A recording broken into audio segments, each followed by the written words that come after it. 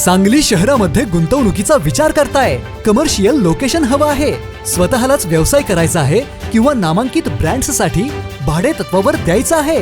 मग डोळे झाकून एकच पर्याय, श्री राजलक्ष्मी मॉल. सांगली जिल्ह्यातील नामांकित, अनुभवी व सुप्रसिद्ध श्री राजलक्ष्मी ग्रुप यांचे श्री राजलक्ष्मी मॉल. एकाच छताखाली branded showrooms, restaurant, gym, food court, multiplex theatre, club house, game zone. नुसता मॉलच नाही तर लवकरच सांगलीमधील multi branded entertainment centre. Shri Rajlakshmi mall मध्ये आपली गुंतवणूक करा आणि मिळवा प्रचंड परतावा आणि प्रचंड फायदा. श्री राजलक्ष्मी ग्रुप आता पुण्यामध्ये देखील. अनेक गुंतवणुकींचे पर्याय उपलब्ध. नमस्कार, प्राईम न्यूजमध्ये आपल्या सर्वांचे स्वागत. विटा नगरपालिका निवडणुकीची रणधुमाळी सुरू असताना आज प्रभाग क्रमांक 1मध्ये माननीय अशोक मेटकरी व त्यांच्या समर्थकांनी भाजपला पाठिंबा देत पक्षप्रवेश केला. माजी आमदार सदाशिवराव भाऊ पाटील, ब्रह्मानंद शेठ पडळकर, युवा नेते वैभव पाटील यांच्या उपस्थितीत या अनेक कार्यकर्त्यांनी प्रवेश केला. यावेळी ब्रह्मानंद शेठ पडळकर यांनी सांगितले की आणखी अनेक कार्यकर्ते येणार आहेत. जे आलेत त्यांच्या पाठीशी आम्ही ताकदीने उभा आहोत. सत्ता ही भाजपचीच येणार असल्याचे सांगत त्यांनी प्रवेश केलेल्यापैकी अनेकांचा सत्कार केला. प्रचाराचे दिवस संपत आहेत तसा रंग भरत चालला असताना प्रभागातील प्रचार रॅलीत आमदार गोपीचंद पडळकर, ब्रह्माशेठ पडळकर हेही लवकरच सहभागी होणार आहेत. पाहुयात काय म्हणालेत ते. विटा शहरामध्ये अशोकरावजी मेटकरी आणि त्यांची सर्व टीम भारतीय जनता पार्टीमध्ये त्यांनी प्रवेश केलेला आहे. खरं तर मी त्यांचं मनापासून आणि हृदयातून आमच्या पार्टीमध्ये स्वागत करतो. एक महिना हा खेळ चाललेला आहे.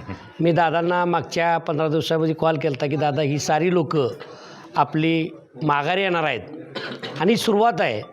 आणि त्या पद्धतीने या शहरामधील, या तालुक्यामधील आणि आमच्या खालच्या तालुक्यामधील भारतीय जनता पार्टीमध्ये जे आमचे जुने सवंगडे होते ते जुने सवंगडे आता आमच्यासोबत आलेले आहेत आणि ताकदीनं या विटा शहरासाठी ते काम करतील असा त्यांनी मला शब्द दिलेला आहे.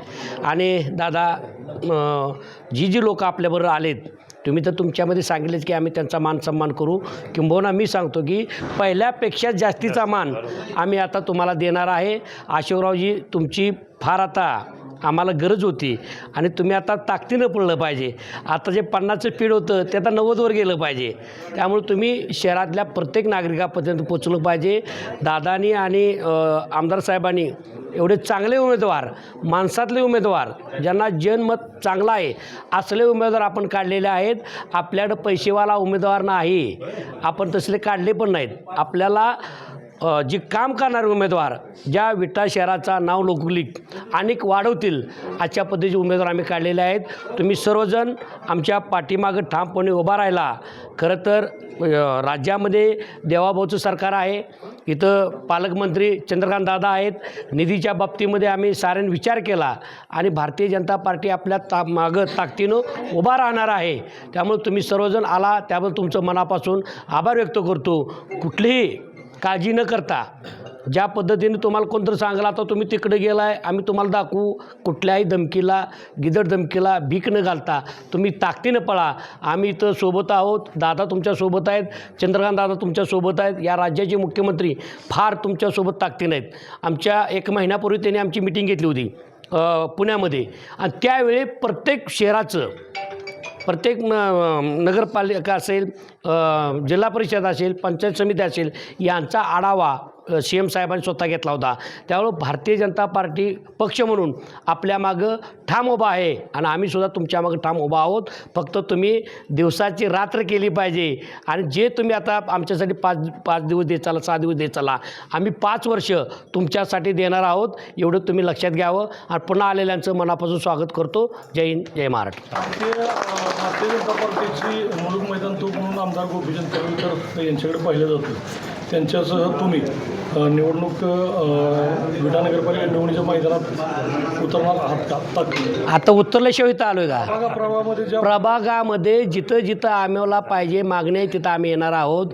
आम्ही एकच लक्षात घेतलं पाहिजे तुम्ही साऱ्यांनी, भारतीय जनता पार्टी म्हणून आम्ही लढतो आहे. इथं आमच्यात गट तरी भानगड नाही. पहिली गोष्ट आपण समजून घेतलं पाहिजे. आमदार साहेबाला आता 3 नगरपालिकेचे निवडणूक आहेत. जतमध्ये स्वतः ते आहेत, आटपाडीमध्ये त्यांचा आज दौरा आहे. इथं आता आमचे नेते आदरणीय सदाभाऊंच्या माध्यमातून ज्या दिवशी दौरा आखतील त्या दिवशी आम्ही प्रत्येक वार्डाचा दौरा आम्ही करणार आहे.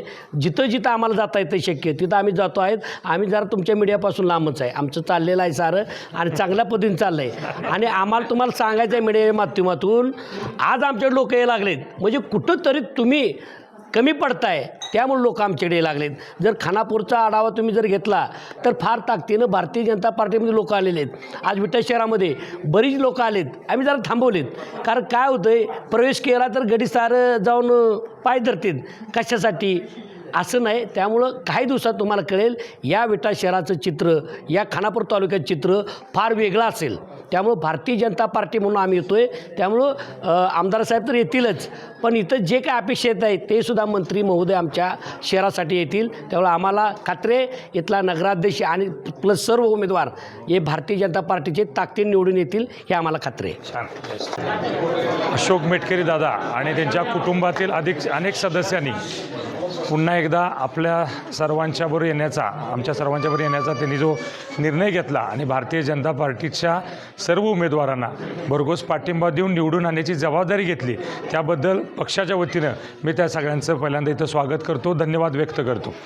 आदरणीय मुख्यमंत्री देवेंद्रभाऊ फडणवीस असतील, आदरणीय पालकमंत्री आमचे चंद्रकांत दादा असतील, आदरणीय आमदार गोपीचंदजी पडळकर असतील, या आपल्या सर्वांचे नेते आदरणीय सदाशिवभाऊ पाटील असतील, यांच्या सर्वांच्या नेतृत्वाखाली आम्ही सर्वजण भारतीय जनता पार्टीच्या वतीनं विटा नगरपालिकेची निवडणूक अत्यंत चांगल्या पद्धतीने लढवतो. या निवडणुकीच्या निमित्तानं एक सक्षम नेतृत्व करणारे लोक या पॅनलमध्ये आम्ही सगळे निवडलेले आहेत. सगळे उमेदवार अत्यंत प्रभावशील आणि चांगल्या पद्धतीने काम करणारे सगळे आहेत. मी ब्रह्मानंद पडळकर शेठ यांचं पण या निमित्तानं धन्यवाद व्यक्त करतो की काही लोक मधल्या काळामध्ये समज गैरसमजातून काय कामाच्या माध्यमातून इकडे तिकडे गेलेले होते, त्या सगळे लोक आज पुन्हा एकदा आमच्याबरोबर येत आहेत. हे मेटकरी कुटुंब किंवा ह्या कुटुंबातले अनेक सदस्य कैलासवासी हनुमंतराव साहेबांच्यापासून आमच्या विचाराला धरून आमच्याबरोबर काम करणारी सगळी मंडळी होती. आज पुन्हा एकदा ते आपल्याबरोबर येत आहेत, याचा आम्हाला रास्त अभिमान आहे. त्यांचं या सर्वांचं स्वागत करतो. तुमचा मान सन्मान जसा पूर्वीप्रमाणे आपण जपत होतो तसाच मान सन्मान इथून पुढच्या काळामध्ये जपला जाईल आणि सर्वांनी मिळून भारतीय जनता पार्टीच्या सर्व उमेदवारांना भरघोस मताने विजयी करायचं आहे हे मी आव्हान या निमित्तानं करतो. हां.